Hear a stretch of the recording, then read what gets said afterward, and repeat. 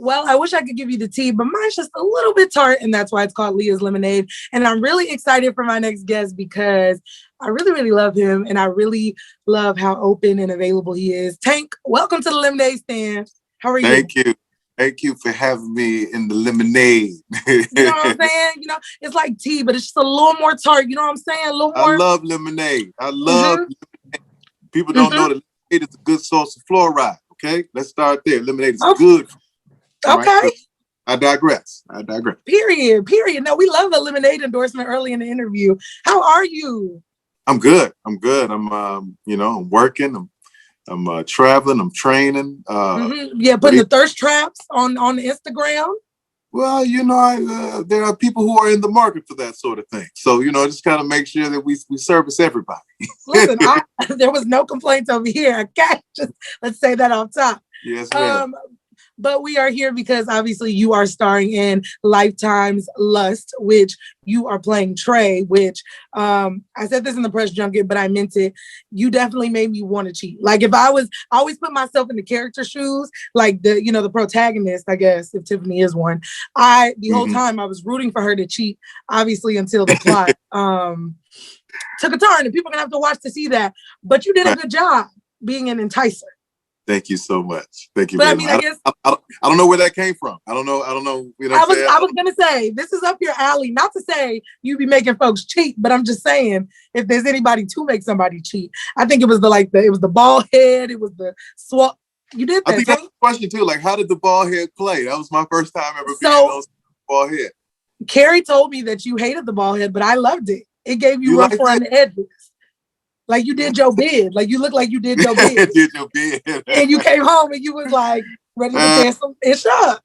It was interesting having the bald head. There were so many people who were, I guess, for it, and so many people that were against it. So it kind of left me on the fence. But I went back to the hair. You back? Yeah, I went back to the hair. Okay. I got rid of the beard though, so I'm back to the goatee now. So yeah. Listen. There's that. I think the ladies like Tank in all forms. I'm not gonna lie. I think it's we gonna get it how we can. I hope so. You know what I'm saying? So talk to me about this role and what from Tank did you pull into Trey, vice versa, or what were some things that you kind of had to search for when preparing for this role? The role was really cool because it's not the guy I get to be for the most part. It's like the alternate answer to some of the situations that you're in that, you could play out a certain way. You know what I'm saying? You wish you could just haul off and punch somebody in the face or just tell them how you really feel on the job. You know what I'm saying? Right. You have those pent up emotions that you never really get to tap into. So I had a reservoir of negative answers that I would love to say online. Negative energy that I would love to project to people that I could just grab from and outsource. You know what I'm saying? So that part of it wasn't difficult at all. I mean, the beauty of this movie is that we just had dope people on set, from director, production to actors. We just had really dope people. Like this was like, if there's a dream job, like a dream setting, like this was that. Like everybody was just there to have a good time and do the work. So, tapping into character and being able to play off of Carrie and being able to play off of Tobias, it was really easy. I hate to say it, you know what I'm saying? But it was, you know what I mean? And developing chemistry. I've been knowing Carrie for almost 20 years, just meeting Tobias, and we clicked like that immediately off the top. Like, those good energies and building and relationship building outside of the film, that helps a film.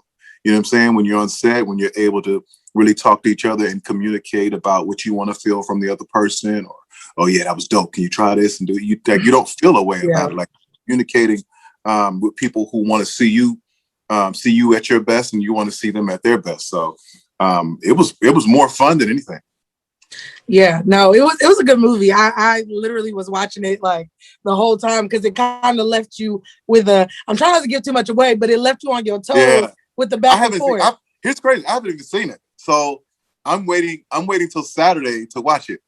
Okay. Yeah. The one part that got me, and I'm not gonna say it, but this you did it, so you should remember when you said, mm, mm, that was the goddamn part, Tank. That was the part. I said, then I really felt like Tiffany. I said, oh, he said, fuck COVID. I said, oh. Guess what?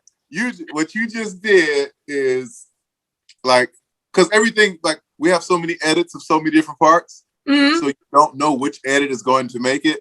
You kind of just spoiled something for me that I didn't think was going to make the film. I'm sorry, but it made it. It made it. It take, I hit pause. I said, wait.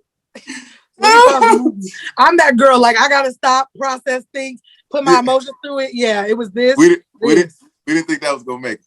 So okay. Yeah, right. I'm sorry. This and this, it made it. I'm sorry. I was like, okay, Lifetime not playing today. All right.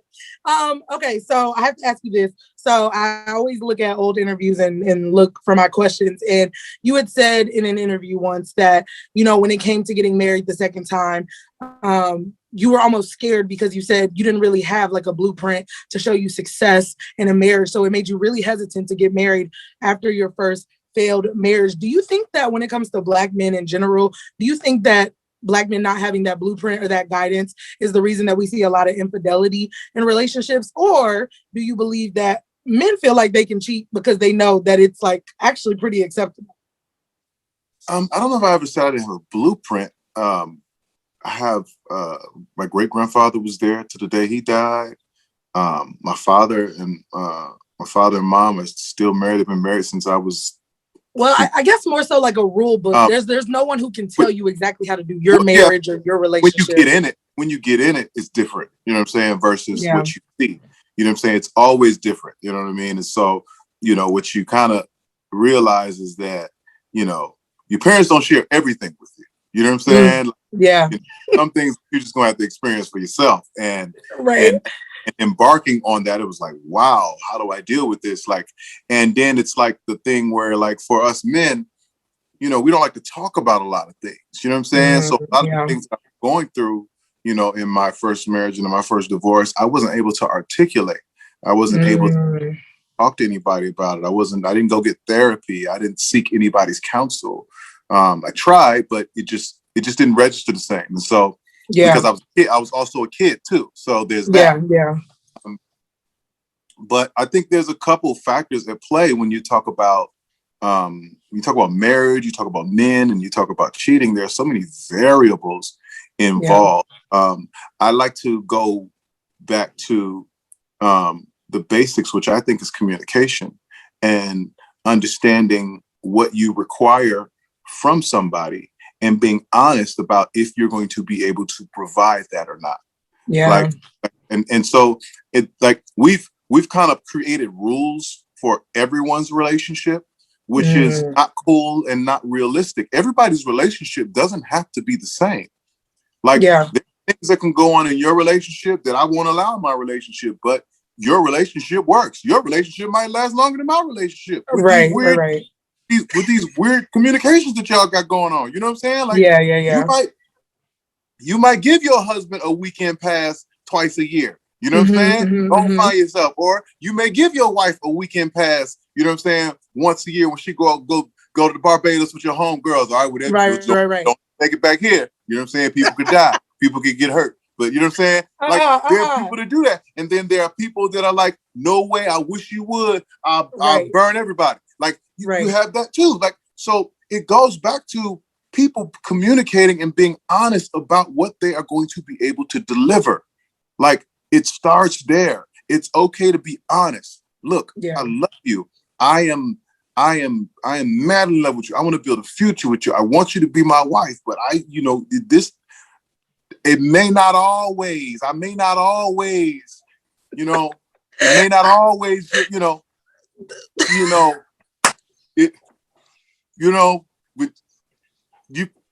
that's, what I'm saying?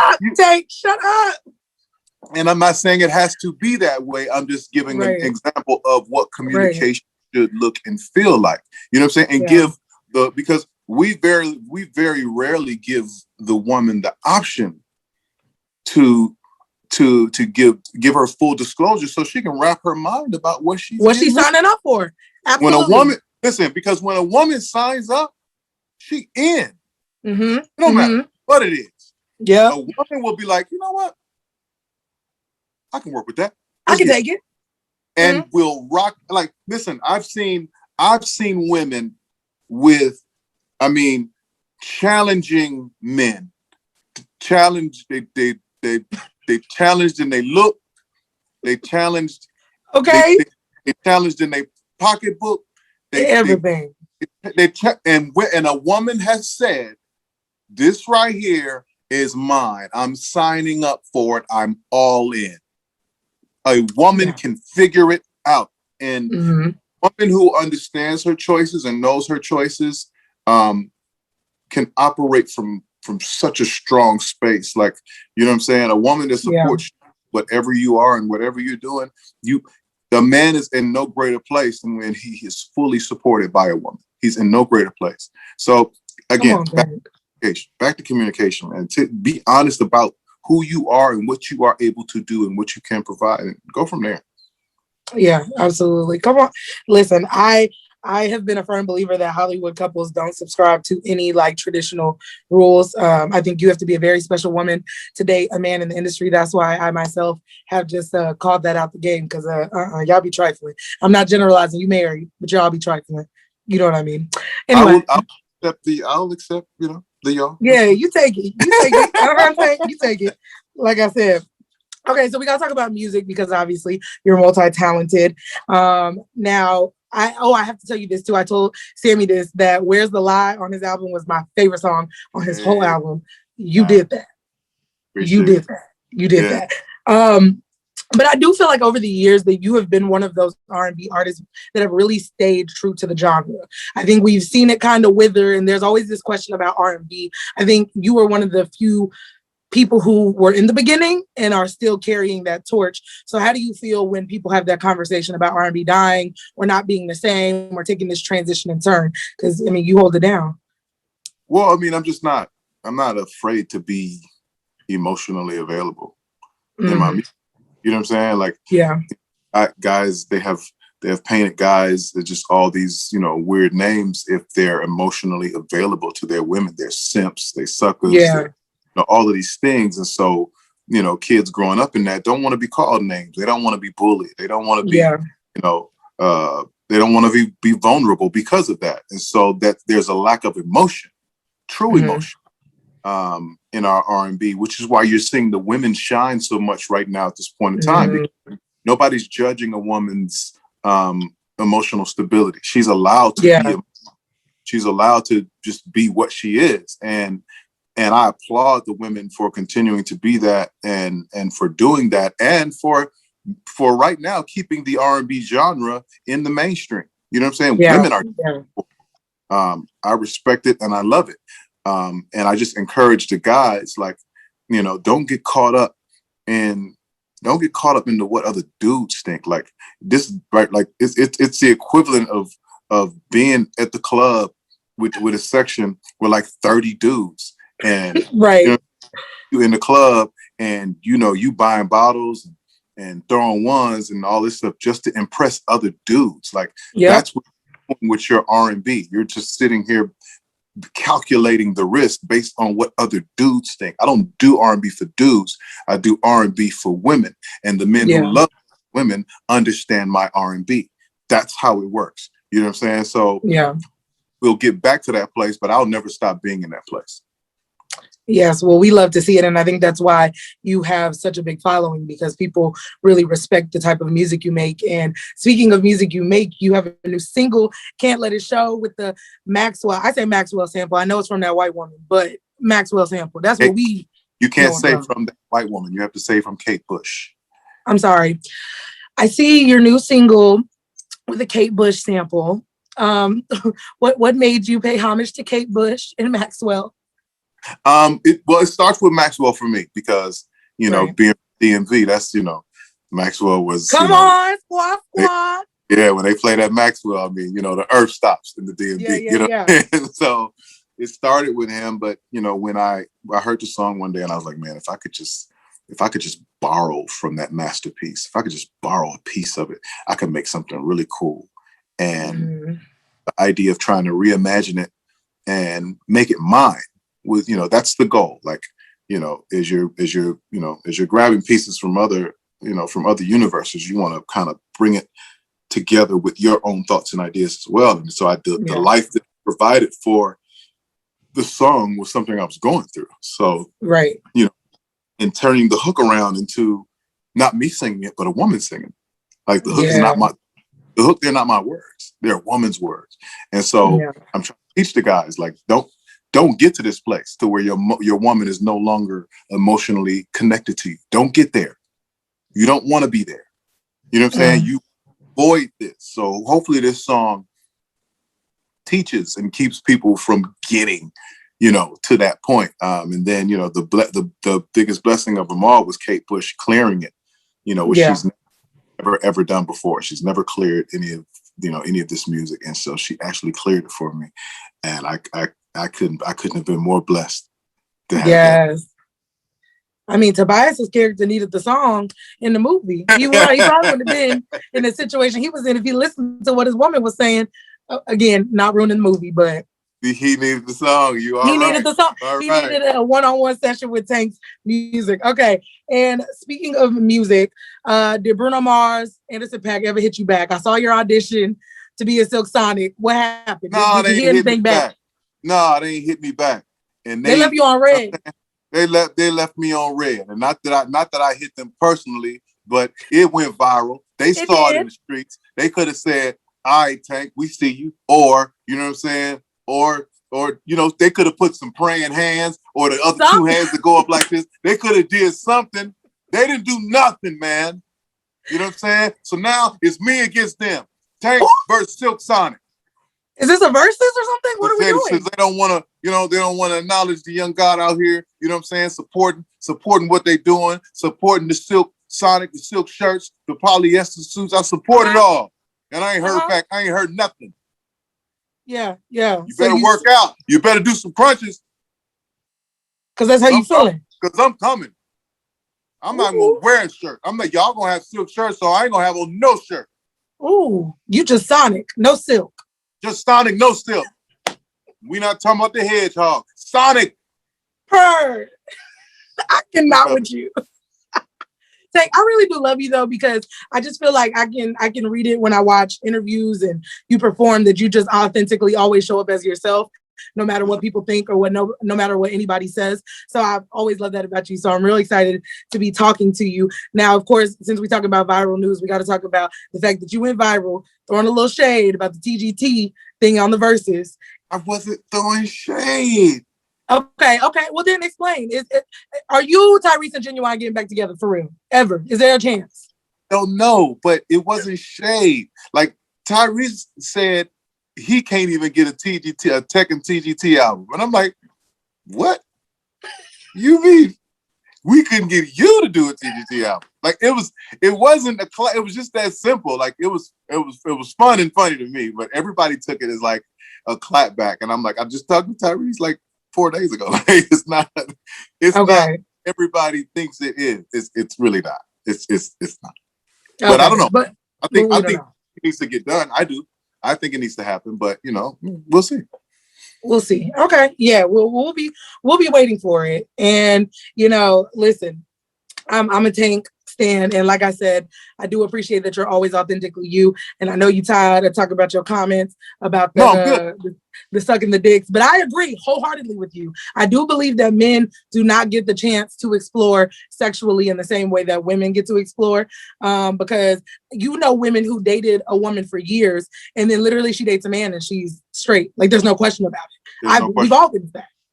And I think my biggest problem with that was that for people who didn't understand what I was saying, they didn't understand it. They said, well, since I don't understand it and I don't like what he's saying, then Tank is gay. And I'm like, what?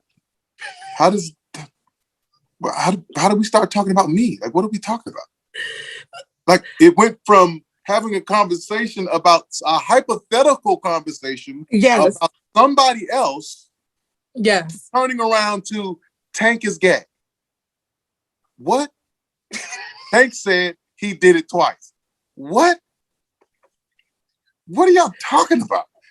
And it's crazy because I was on Baller Alert site the other day, and I was just watching. They posted a picture of me, and all of these people say, "Oh no, he's gay, girl. Leave him alone, girl. He gay." All these guys and girls, and it was funny because I was like, "Okay, well, let me make sure I'm not tripping." I was like, and I just read that, and then I was like, "Oh, okay, these are all black people, just for no good reason, just trying to tear another black man down. And they're not acknowledging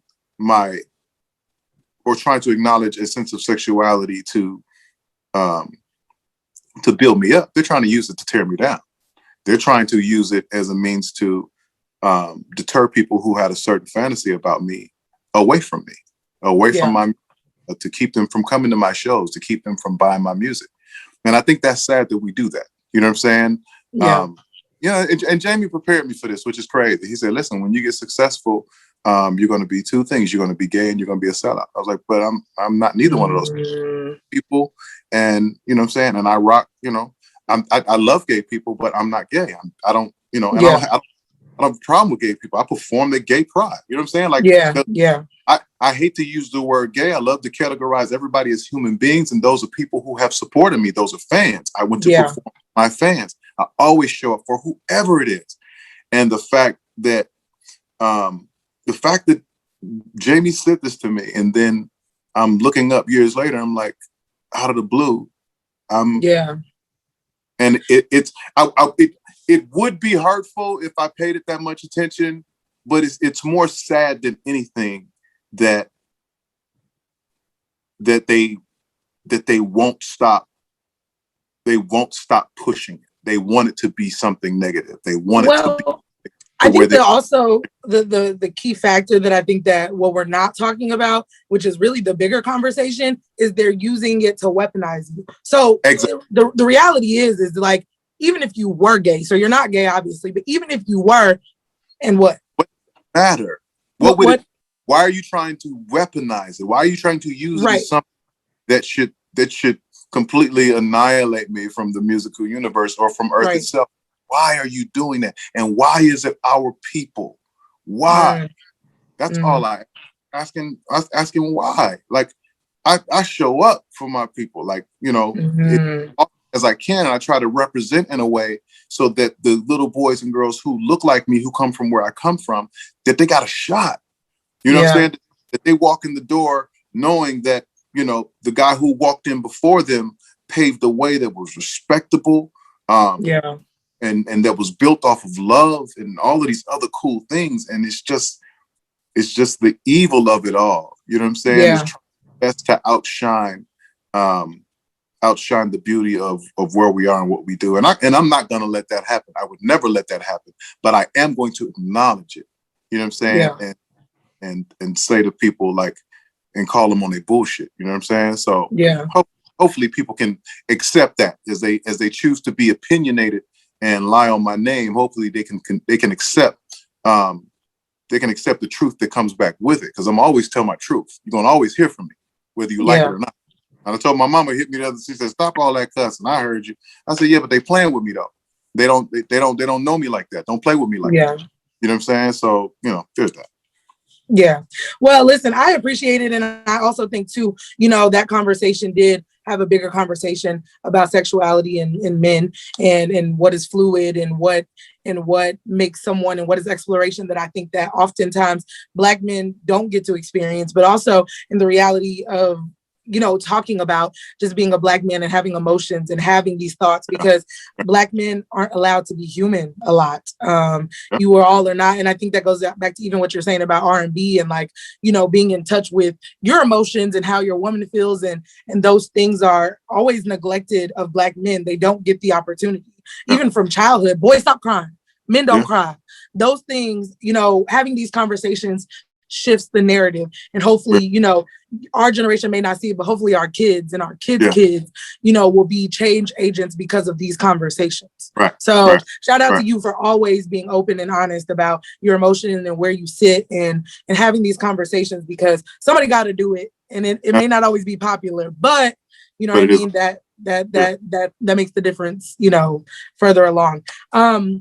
What else do I want to ask you? Okay, so wait, I heard a story on the internet that you told about a girl who got a key to your hotel room. And y'all had a good time. She found her way into your hotel. Y'all had a good time. Can I have another crazy fan story? Just one that comes off the top of your mind. On the top of my mind, I remember Genuine used to always tell me, I used to see girls do just crazy stuff with Genuine, just whatever he wanted, whatever he asked. And he was like, little bro, they're gonna do that for you one day too. I was like, no, they're not. It's not gonna, you know what I'm saying? He said, I was like, I'm gonna be singing backgrounds for you forever, dog. That's just what it's gonna be. He's like, no, you're not, dog. You gotta do your own thing. And so I remember being in Birmingham, Alabama, and I was performing, and it was going crazy. Like I was on fire, right? And as we're running to the limo, and we gotta, like, we really have to run and dive into the limo. Like there's a mob of people crowd literally. Oh, the good old days, man. As we get into the limo, they're banging on the limo. They're like, oh my God, baby.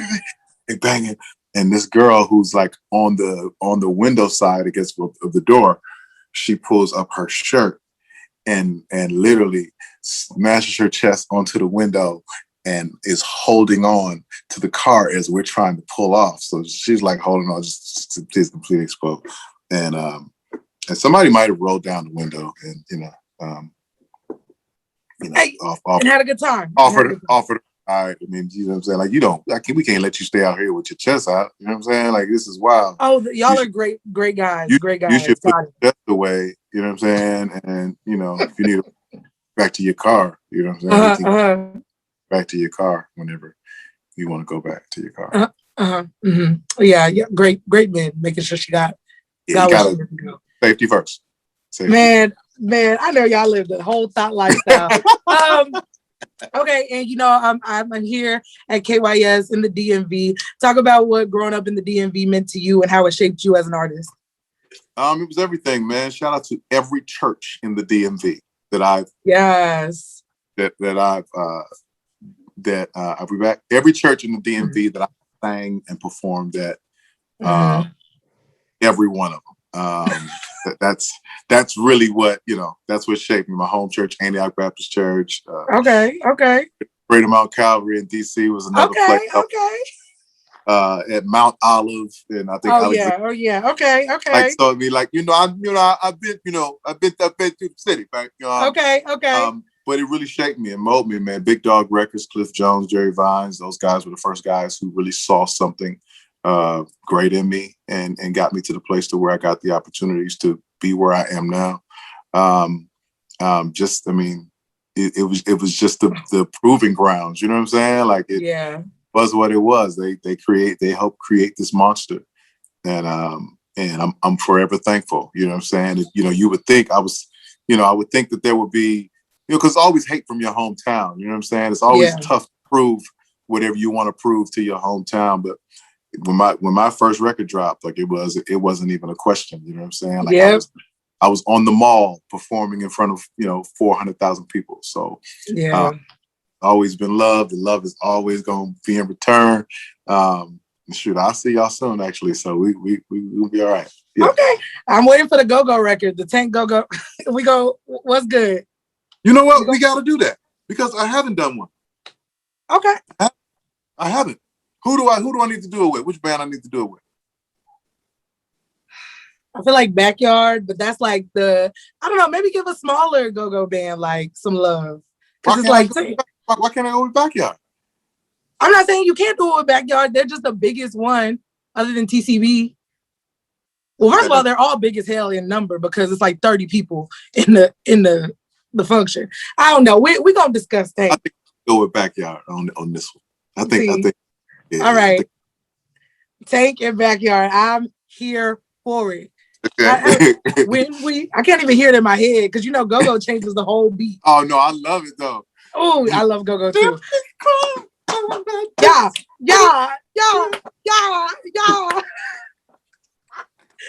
Oh my God, Tank, I freaking love you. Okay, listen, we gotta go because I'm running out of time on the Zoom, child. I don't have the upgrade. Listen, I'm gonna be real. So again, April 10th, 8 p.m. on Lifetime. Lust, Tank, Carrie Underwood. I said Carrie Underwood. Carrie Hilson, child. That is a woman. Yes. Okay. Yes. Wrong singer and wrong ways. Carrie Hilson Tank on Lifetime. TD Jake series, 7 Deadly Sins. We're going to see you playing a very interesting role, ladies. Y'all going to check that out. Absolutely. Thank you for having me. Thank you so much, Tank. I really appreciate you. All right. Be safe. What up? It's your boy Tank, and you're rocking with my girl, Leah Henry.